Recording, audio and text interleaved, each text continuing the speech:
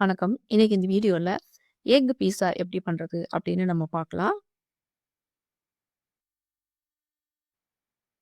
Egg பீஸா பண்றதுக்கு 2 முட்டைய வந்து எடுத்திருக்கேன். 1 பச்சை மிளகாய் வந்து சின்ன சின்னதா கட் பண்ணி சேர்த்திருக்கேன். கொஞ்சம் வெங்காயம் கட் பண்ணி சேர்த்திருக்கேன். இதுக்கு நெறைய வெங்காயம் சேர்க்காதீங்க. கொஞ்சமா சேர்த்துக்கிட்டா போதும். அதுக்கப்புறம் குடமிளகாய வந்து அத சின்ன சின்னதா கட் பண்ணி அதையும் சேர்த்துக்குருவோம். கொஞ்சம் பச்சை பீன்ஸ் இருக்கு இல்லையா? அதையும் சின்ன சின்னதா கட் பண்ணி சேர்த்துக்குருவோம். கொஞ்சம் தக்காளி சேர்த்திருக்கேன். இது எல்லாமே வந்து ரொம்ப சின்ன சின்னதா பொடி பொடியா வந்து கட் பண்ணி சேர்த்துக்குருவோம். பெருசு பெருசா கட் பண்ண வேண்டாம். தேவைப்பட்டா வந்து நமக்கு வந்து கேரட்டு, முட்டைக்கோசு இதையும் வந்து சின்ன சின்னதா கட் பண்ணி நம்ம சேர்த்துக்கலாம்.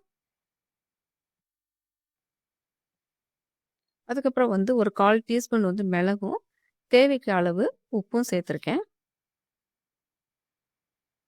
இத வந்து நல்லா மிக்ஸ் பண்ணி விட்டுக்குருவோம்.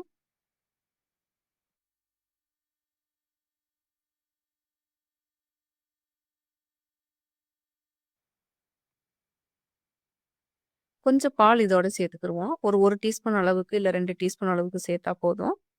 இது கொஞ்சம் பஃபியா வரும். அதுக்கு தான் இந்த பால் சேர்க்கிறது. இதையும் நல்லா மிக்ஸ் பண்ணி விட்டுக்குருவோம்.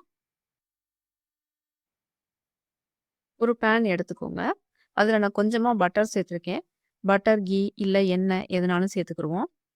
சேர்த்துட்டு அது கொஞ்சம் காஞ்சதுக்கு அப்புறமா, நம்ம இந்த மிக்ஸ் பண்ணி வச்சிருக்கோம் இல்லையா? முட்டை, காய்கள் எல்லாத்தையும் அத வந்து இதோட சேர்த்துருவோம்.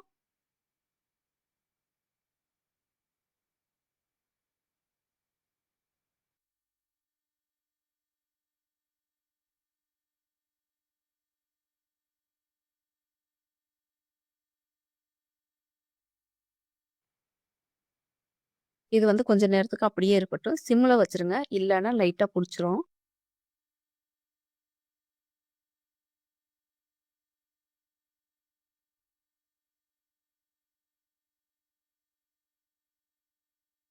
இத வந்து நம்ம திருப்பியெல்லாம் போடக்கூடாது. அப்படியே தான் இருக்கணும். இப்ப சீஸ வந்து இது மேல லைட்டா சேர்த்துக்குருவோம்.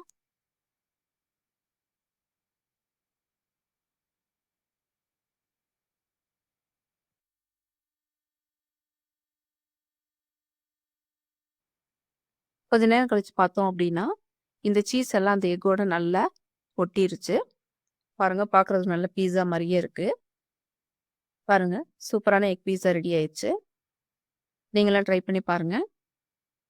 பார்த்துட்டு எப்படி இருந்துச்சுன்னு சொல்லுங்க.